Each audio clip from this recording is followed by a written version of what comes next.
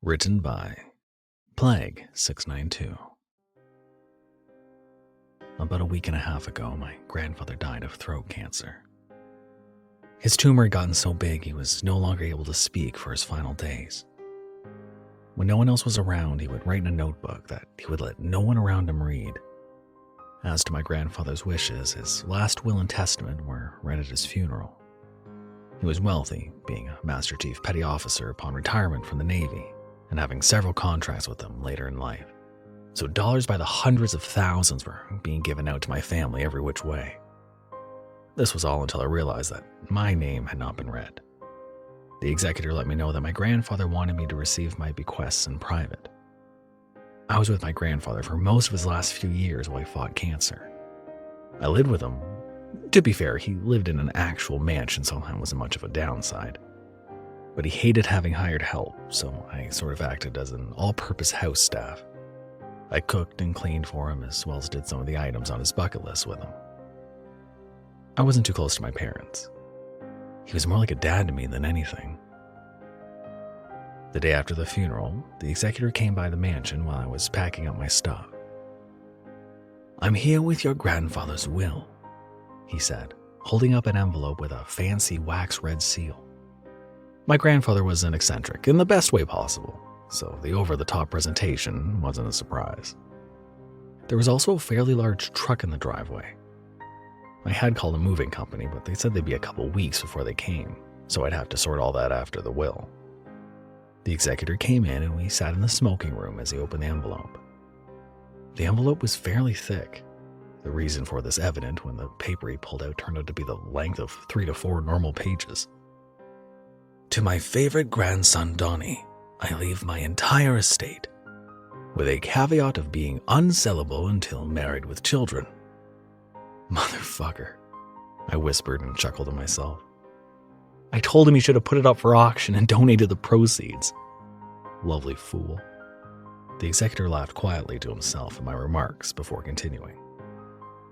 "I as well leave the rights to handle and renew all 15 of my contracts with the United States Navy Corps, altogether being worth upwards of $50 million. I stumbled backwards for a second at the hearing of the price. Holy shit, I said to myself while putting my hand in my face in disbelief. "Don't pass out now, son," he said. "I've still got more reading to do."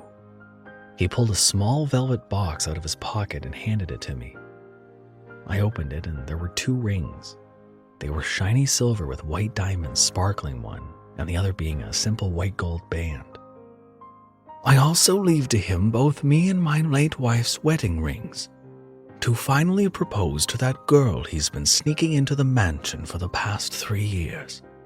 Tell him to love her well and with all your heart. Love her as you could lose her at any second, because you very well might." I started tearing up a little. My grandmother died in a car accident around a decade before my grandfather's cancer, and he said her ring was the greatest possession he had, and now he gave it to me. "I've got one more thing for you." The executor pulled out another thing from his pocket, a small leather notebook. "And finally, I leave to Donnie my final memoir." The executor handed me the book. I noticed it was the same that my grandfather had been writing in during his hospital time. "That truck outside has everything he left you being marked under his entire estate. We will move it in at once if that is convenient for you." Yeah, no worries. Let me pop the garage and you can put it all in there." I stumbled over my words in shock at everything. I hadn't expected to receive much, especially not all of this. But this book intrigued me. I spent the rest of that day filling out paperwork to fully transfer ownership of everything given to me in the will. Then the rest of the day unloading boxes upon boxes of stuff that was left to me. During this time, my attention was drawn to that book, but until about 2 days after I had received it, I didn't actually have a chance to read it. 2 days after I had received the bequest, I was finally able to sit down and open the notebook. I began to read. "My name is Master Chief Petty Officer Derek Luminy of the American Naval Corps. For the past 6 or so decades, I've lived with a bribe by the US government not to speak of what will come to fill this notebook. And if the information within is ever released, then my family will come to lose the privileged life they've found for themselves. I'm aware of these risks, but I have to write down my experience, so that what I know won't die with me. It was 1962, when I had been in the Naval Corps for a few years at that point, and had worked a few submarines at that. I had just gotten my top-secret security clearance and had been assigned to work on a nuclear submarine, the USS Thresher. It was a new craft, having just finished a few months earlier, and it was approved to go for its official testing period. She needed an experienced crew to man her, and I was to be on that crew. The first couple trips were simple, just testing some equipment underwater and getting a feel for the test step, setting it at about 1,200 feet or so. I worked reactor back in the day with my buddy Thomas. We met in boot camp and ended up getting the same assignment, so we had been good friends. He was small, olive-skinned, with an inner-city accent. He had a sharp wit and acted as the main entertainer at the back of the boat. There was also Marin. He was a floater, a sort of master nun, just to help when anyone needed him. He mostly stuck to the back and shot the shit with Thomas and me. Working the reactor was actually kind of a boring job. Not what you'd expect to be in the same room as a nuclear reactor, but accurate still. Thomas and I would sit back there, check some dials, flip some switches, and move some boxes. That would pretty much be our lives for about a year of test launches, until 1963. With the test depth determined, and all the valves, dials, buttons, and graph proved to be accurate, there was to be one more open water test before she was sent off for duty. A dive test, a bit off Cape Cod.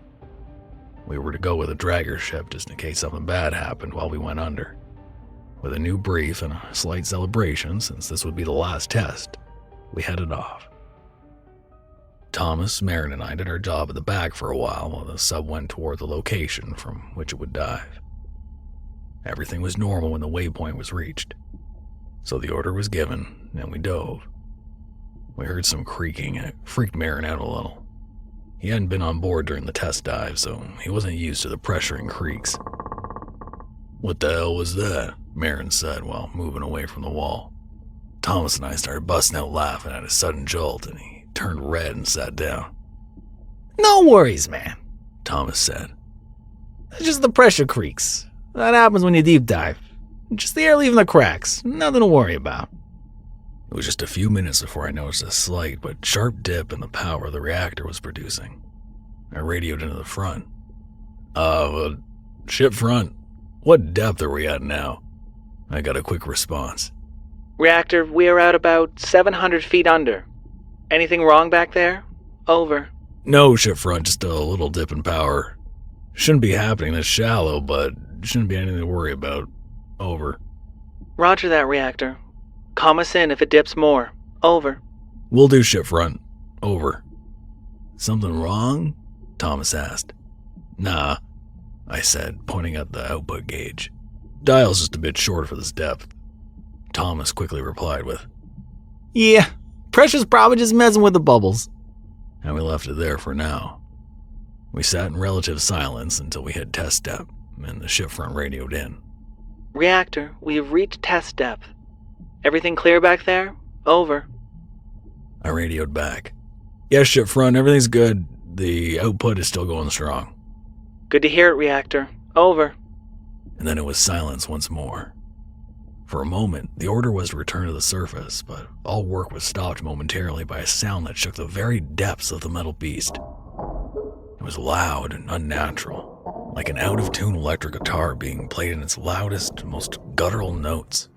So loud it shook your bones.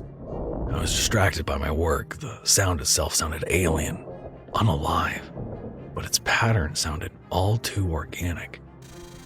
When my head re-met my workboard, everything was out of whack. Switches were thrown every which way, dials with their hands flashing up and down. Emergency lights began to flicker and warning sirens throughout the sub started blaring. Shipfront radioed in again, panicked. "What the fuck was that? What was that sound? Why are the emergency lights on? Over." My eyes jumped from spot to spot. The reactor had ceased. with no reactions, no energy, no output. Shipfront, reactor output has ceased. It is recommended we blow ballast or else we sink. Over. Shipfront radioed in again. Understood. A ship-wide intercom went off. Warning, ballasts are about to be released.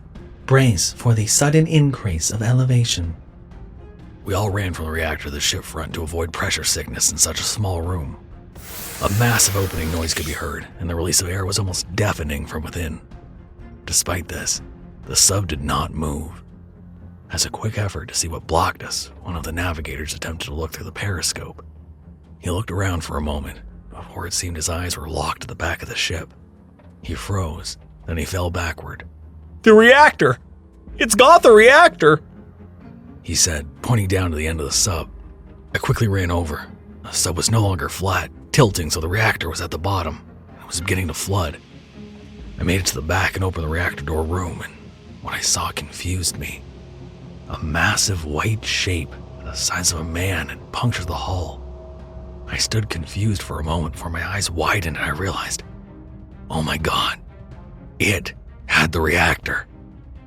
I tried to go to the front and explain, but no one would focus on me. They were all concerned with trying to fix whatever boring issue was causing this. They put me in one of the burst pods and the man who looked through the periscope in the other to calm us down. They thought we were crazy until I heard the tearing sound. In a sudden moment, the entire hull depressurized except for the pods. The sub exploded, and in an instant, the men I had known for almost a year had disappeared.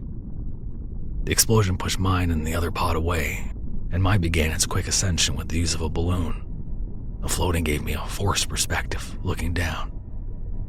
I could see the beast. It was large. Its body was miles long as it stretched and coiled around itself and finally slinked forward into the dark blueness of the sea. It had ink-black skin but 1,000 white, glowing eyes at its head. It swam not like it moved through the water, but like it forced the very ocean around it into submission. My eyes deceived themselves several times, trying to make it seem smaller, lighter, safer, and fake. But reality always crept in and pried my eyes open to see this god of the oceans in front of me. The other pod's balloon didn't deploy, so it floundered somewhere near the creature. Then it swallowed the pod with less than a gulp. I made it to the surface. I saw the beast coil itself and began a forceful push to the surface as the dragger boat brought me on board. One of the sailors began, What happened to the ship? His words were interrupted by the beast leaping out of the water, just missing the boat. It went up into the air, easily 100 feet. When gravity forced the beast back down, it seemed to take almost a minute for the tail of the creature to reach the surface. When the end of the eternal god came above the surface, the area above blocked out the sun, and the boat became dark for the moment it was out of the water. Then it caused a mini tidal wave when its massive back fin hit the surface. The sailor looked at me, and I shook my head.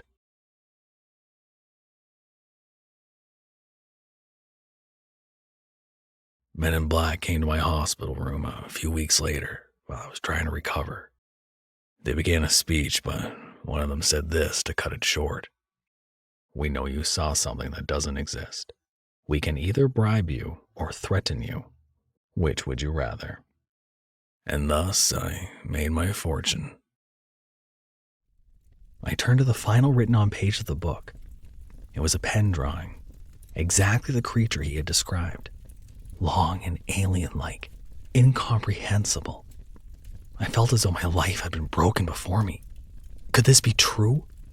A sea god with proportions incomprehensible to us, killing hundreds with the move of a muscle. I placed the book on the end table for a moment and sat in my favorite armchair. I stared at it for a good moment and picked it up, standing once more.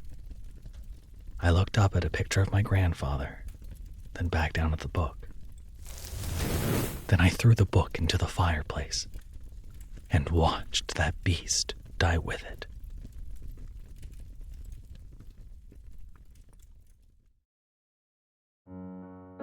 Thank you for listening. You can handle another horror story, right?